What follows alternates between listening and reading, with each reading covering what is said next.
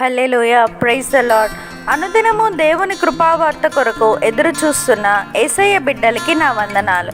ఈ ఉదయకాలమున పరిశుద్ధాత్మ దేవుడు మనతో మాట్లాడుతున్న వాగ్దానం ఇదే. కీర్తనలు గ్రంథము 19వ అధ్యాయం 14వ వచనం.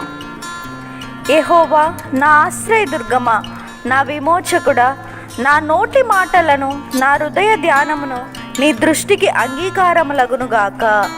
Amen. Verse of the day, Psalm chapter 19 verse 14. Let the words of my mouth and the meditation of my heart be acceptable in your sight, O Lord, my rock and my redeemer. Amen.